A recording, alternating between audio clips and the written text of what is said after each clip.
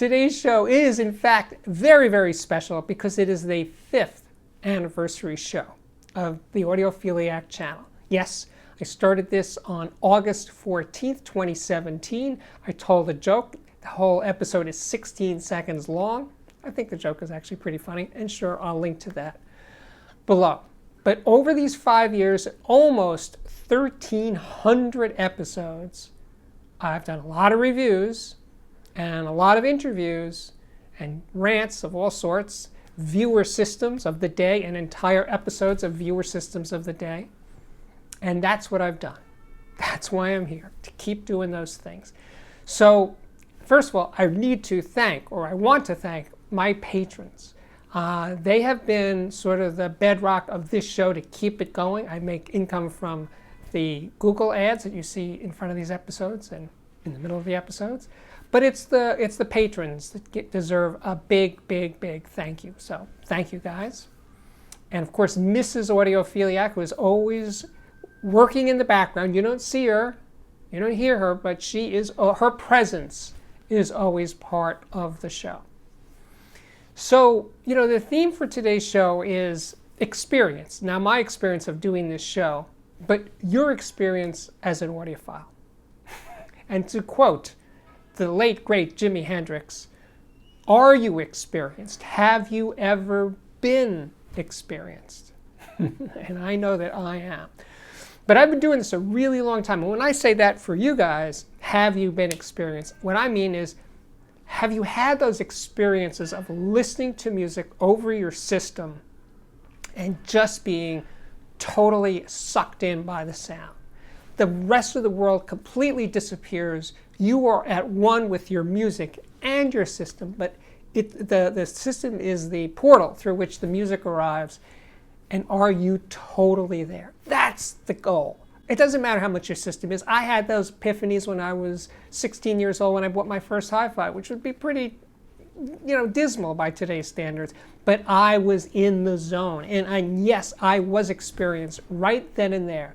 Because it just was such a thrill to play my music over the best sounding audio system I ever owned. I had some crappier ones before that, but the first real one that I bought, an EJ Corvettes, that was the one that gave me those experiences on a regular basis. And you know what? When you're young, when you're new to this, that's when you're most likely to have these epiphanies. Hearing your familiar music sounding better than ever, that's what gives you that experience of being totally one with the music. And your system is the vehicle that takes you there. So, because a lot of people, I am so frustrated by a lot of things about audiophiles, but the number one thing is that they think that it's always about money, spending more and more money to get you to this special place. That is flat out not true, for the reasons that I just stated. Oh, yeah. Oh, by the way, since this isn't a live stream like I did on Sunday, which is a disaster, there will be an Audiophiliac viewer system of the day, and I will try to find an extra special one to commemorate the 5th anniversary. But the thing about experience is you have to have, over time, lots of them. And I don't mean the epiphany experiences, I mean listening to different kinds of systems, different kinds of speakers, panel speakers, open baffle speakers. Box speakers are the most common, so that's the easiest. But magnepans, electrostatic speakers, omnidirectional speakers, which reminds me, by the time this video posts, I will have received, I hope, some omnidirectional speakers from Ohm Acoustics. They make them here in Brooklyn, same as it ever was, and I am excited to get back to the Ohm omnidirectional sounds. So yeah, and those are experiences, because when you hear music through an omnidirectional speaker, it doesn't sound like any other speaker. Not even panel speakers like magnepans or electrostatic speakers can do that quite the way that ohms can. So I am just really, really excited about that. And then there's the reviews. Now, my reviews, others, other YouTubers, other online or print magazine reviews, they can help point you in a direction. But that's it. So a rave review from me, or even lots of other reviewers, and you say, well, if everybody likes it, it must be good.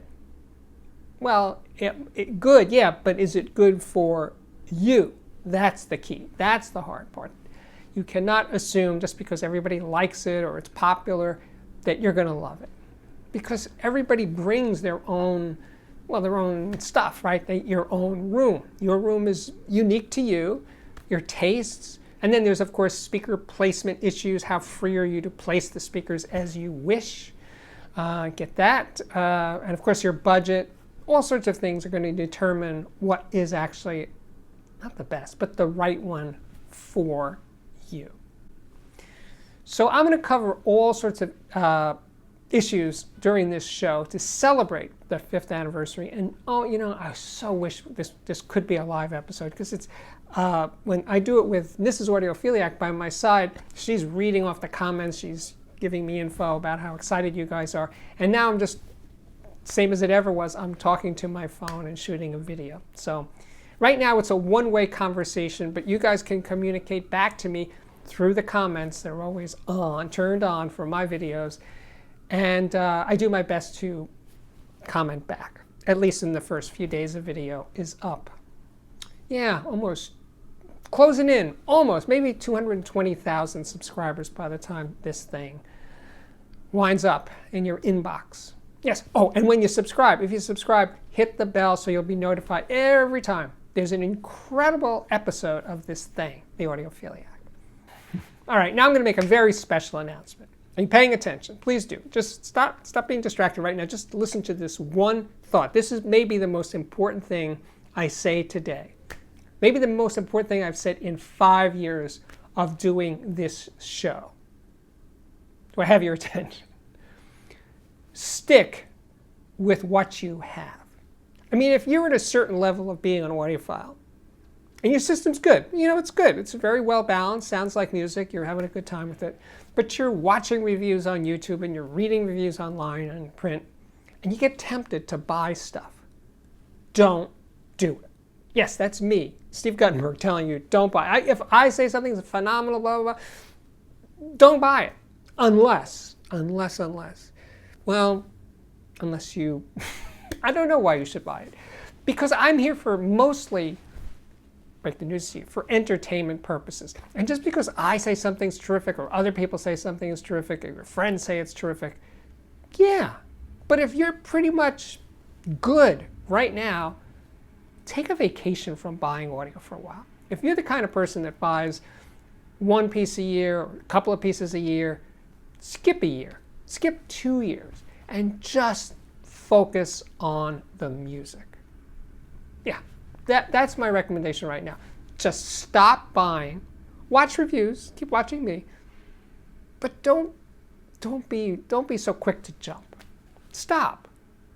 Consider, listen, enjoy music, and take a hiatus from buying audio gear. Buy more music. That's it. Buy more vinyl, buy more CDs, stream to more channels that stream, buy more subscriptions.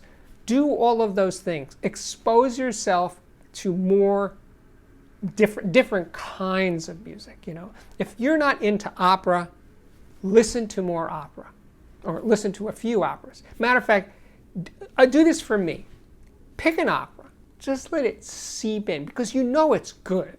I'm saying this because there's some operas that I've liked in the past, but it's not really my genre. But as I'm saying these words to tell you to do it, I'm going to do it myself. I'm going to force myself to listen to more opera music.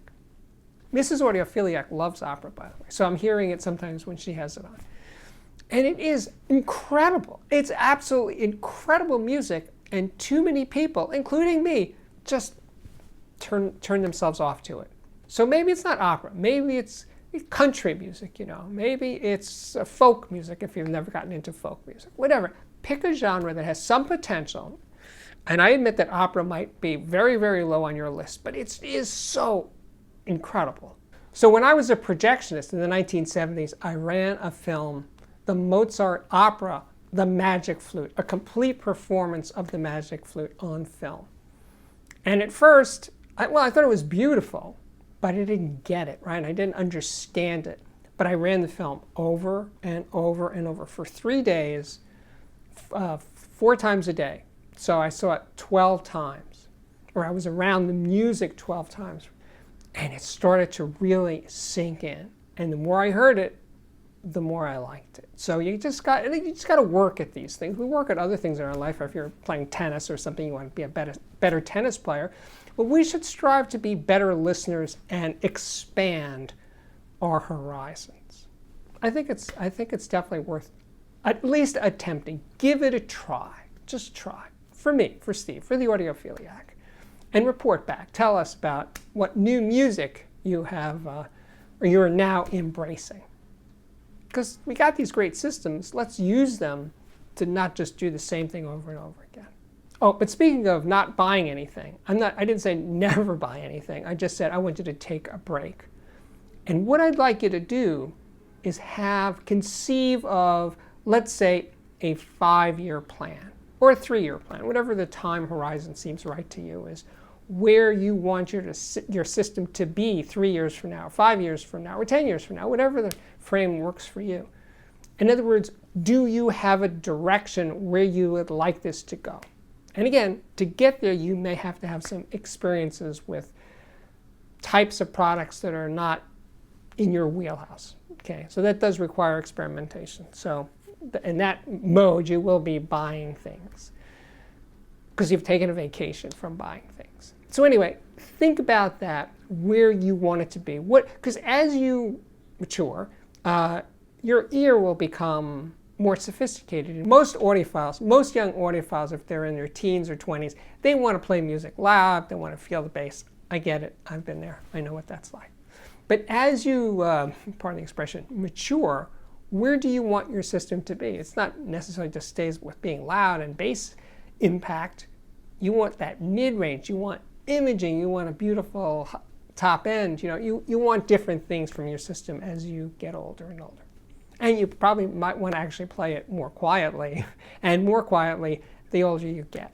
So that's all part of the journey that we keep talking about. Anyway, I wanted to talk a bit about my review process. People keep asking me, what is that? What is involved with you doing a review?